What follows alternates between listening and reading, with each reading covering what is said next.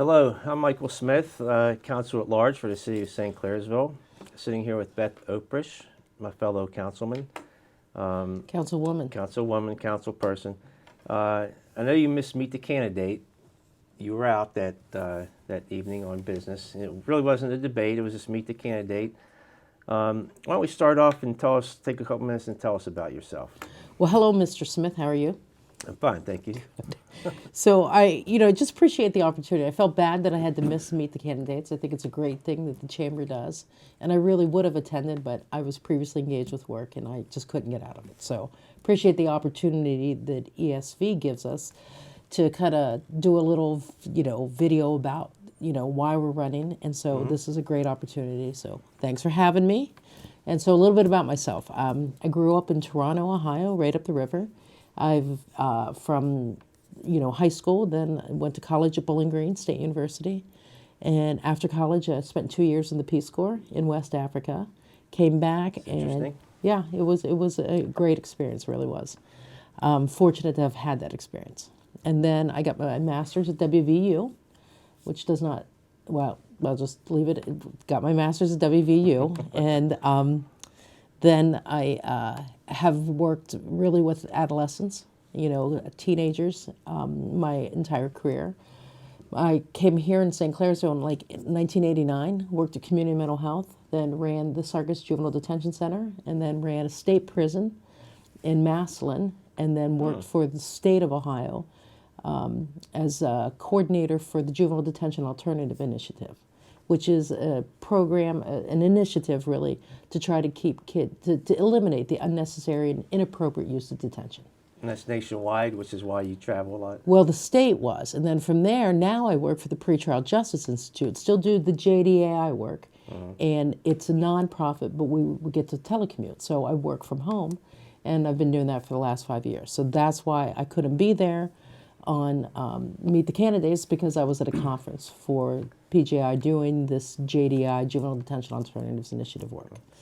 So that's kind of a little bit about myself, but just, in the community, member of St. Mary's Catholic Church, have coached basketball, girls basketball, taught CCD for years. So that's a little bit about me. Interesting. Okay, tell us why you're running for city council. Take about 30 seconds or a minute to tell us a little bit about that. Putting some time restrictions on me, That's the way it was at the Meet the Candidate. So, 4 years ago, I decided to run for city council. Probably get the little bit of the politics started in high school. I was in student senate, and then I was a delegate for girls state. So probably a little bit of politics then. Huh? I don't know if it was that, but... So when I came back and started this job and get to work from my home, I thought, well, I've dedicated my whole life to public service. And there was a vacancy, an at-large position. So I thought, well, this is a good way to try to give back to the community. As I was campaigning 4 years ago, people were asking, what's your agenda? And I'm like, I don't have an agenda.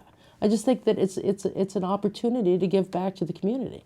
So I've done it for 4 years. Then I ran on a kind of platform of, transparency and trying to listen to people and just being a good representative to people. And that's what I would continue to do if I'm lucky enough to get elected again. Yeah, transparency is a big issue now, especially with this administration. Okay, this a couple questions here. How involved or more involved would you like to be in the community of St. Clairsville? Yeah, Do you have time for... Yeah, to the degree that I can, 1 year I was a judge at the rec center for Halloween, costumes, to the degree that my schedule permits, I'd like to try. I try to attend community events. Like I said, member of St. Mary's Church. I still work with kids through the Belmont County Juvenile Court. So I try to be as active as I can. Given, that I still work full time. And I know that keeps you busy. I do know on weekends I've seen you at car shows before with during your work, taking kids to that. So, yeah, you have a lot going on. Let's get to the big issue today, or not today, but this whole year, in the last couple of years, about the water. First of all, how important do you think it is for councilman, councilwoman to listen to the citizens, and what's your comments on the whole water situation? Well, that's like a It's a Big long, question there, right? it's a long And how one. much time do you have on that there, Mr. Smith? I'll give you a couple minutes. Okay. Well, first thing, like listening to residents, I think is the council person's job, right? I mean, we're elected by the residents and we're supposed to represent the residents. So I feel like it's really important to hear the residents. So the fact that residents are, so involved in this issue, I appreciate that. You've been on council with me for 4 years now. And, the council chambers aren't generally full. Yes. They were full when the mayor introduced the ordinance to make all pit bulls a dangerous breed. And we had a full council chambers Yeah. for that, for the people to be heard about their views with that, which we're not supportive of that, They right? spoke loud and clear. Spoke loud and clear. And the council voted that down, right? The second time the council chambers were full was the school, the ordinance about, the council supporting the schools' attempts to better the schools, right? Chambers were full. And now they've been full about whether or not to privatize our water. So I appreciate the citizens' input. So I think that's important. And I think as a council person, it's something that we, I'll just speak for myself, and I feel like it's really important to listen to the residents. And I'd like to add, before you continue, there's been some councilmen over the years who have listened to the citizens, whether it's the city income tax or things you mentioned, and voted, that way. But with this, it seems like they're doing the opposite. Yeah, and I just feel like I should just kind of like, I understand what you're saying, but like from my perspective and the way that I address my role as council is that I feel like it is important to listen to council, to listen to the residents and to citizens. Anybody who stops me in the store, anybody who stops me after church, anybody who stops me if I'm at the St. Clairsville track, no matter where I'm at, if somebody calls me, somebody emails me, I should listen to what they have to say. Right. I feel like that's really important.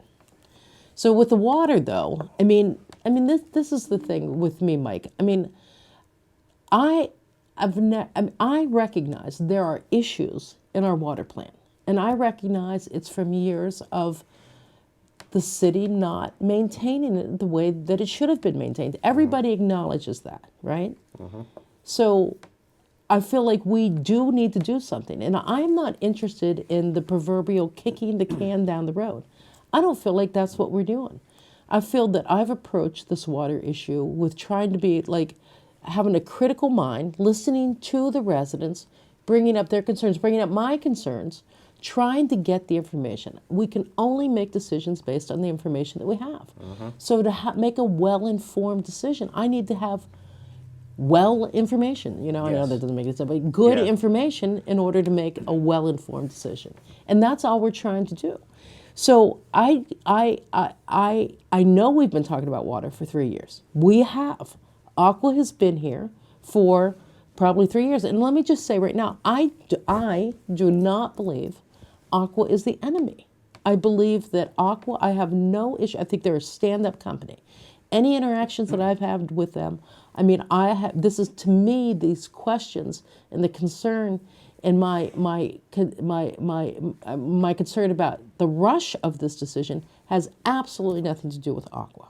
It has to do with we are entrusted to make this decision that's going to have long-lasting effects for the residents and the citizens of the city. And I just want to make sure that I'm making the best decision that I can. And I feel like there's still a couple questions that I have, and I am baffled by this rush. If we haven't done anything in 40 years, why can't we wait a little longer? Yeah, it seems like Aqua's the only path the city has taken and had done nothing on the other side to try for more options in the way of water. So it's unfortunate.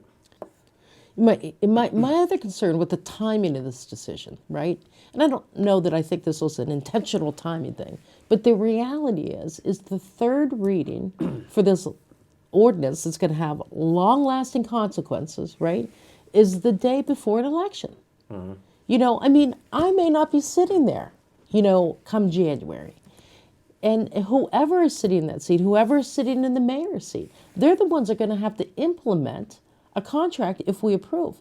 It makes sense to me to slow it down just a little bit so that we can see who's in office, because they're the ones that are going to have to implement this. Agree. Let's move on to another subject. What are two or three of the things you'd like to see done for the city that it would be on your short list? Transparency would be number one. Yeah, I mean, But- I feel like there. I mean, that's true, right? Like, I feel like it's sad, really, the bickering that's been going on, and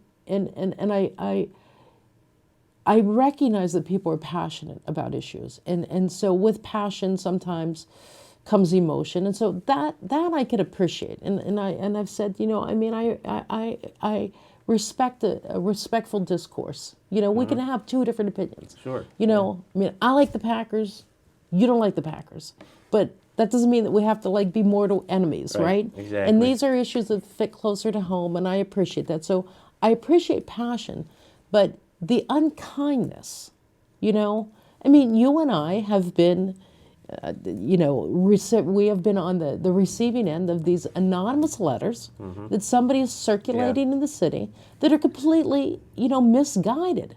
I mean, there's no reason for that unkindness. Yeah. I hope that I would lead and continue to lead as a council person in a kind manner, and that doesn't mean you aren't assertive or passionate, but geez, you could still be kind. So I want to bring that back. Yeah. I mean, as far as the city, I mean, I think that I would not have called this place home for the last 30 years if I didn't like it, right? Yeah. So, I want it to continue to grow and to prosper. I want to take care of the citizens that have lived here all their lives. I think when they have the community events, I think that's great. I think the concerts at the park are great. I think, the track at the high school is legit. Yeah. I mean, those kind of things. If we can look at developing the St. Clair Commons, I mean, that's all things, people want safe cities. They want, clean cities. And I think they want kind people running them. And economically, we want a great city.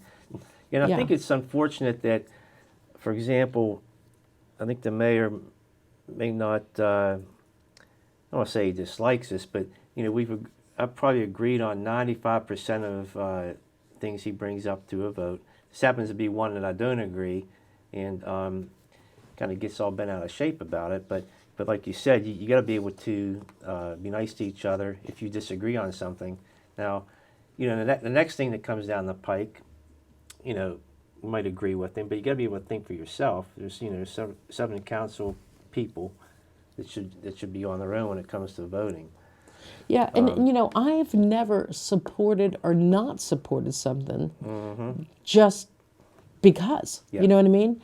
I mean, if it makes sense and it seems like it's in the best interest of the city, then of course that makes sense to support it as a representative of the people, right? Yeah. And so I feel like you're absolutely right. I mean, our job, right, is to ask questions, is to gather information so that we can make informed, competent decisions. And to do that, you have to ask questions sometimes. Yep. And so it's not a personal thing at all for me when I disagree with an ordinance or a resolution or something going on. It's me trying to do my job, which I believe is to get information, is to be transparent, to be held accountable to the residents. Yeah. And there's an election coming 2-3 weeks away from now. But in closing, you have anything to say in closing tonight besides, I think we beat the water to death, but you might want to mention it again. Well, I mean, I guess the thing that I would say is, 4 years ago I passed out these cards and said on the back, kind of like who I was and what my commitments were. And so when I look at this, I mean, I wouldn't change it, right?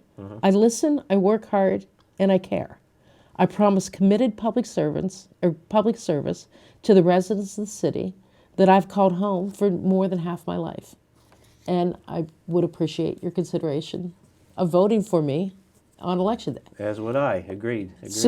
So I mean, I wouldn't change any of that, right? Yeah, I mean, yeah. that I still feel like I listen, work hard, and care, and I am committed to, no matter what I'm doing, trying to do the best that I can. Okay. Well, thanks for being with me tonight, and Thanks for appreciate all having the me. comments and tell us a little bit about yourself. Thanks. Thanks.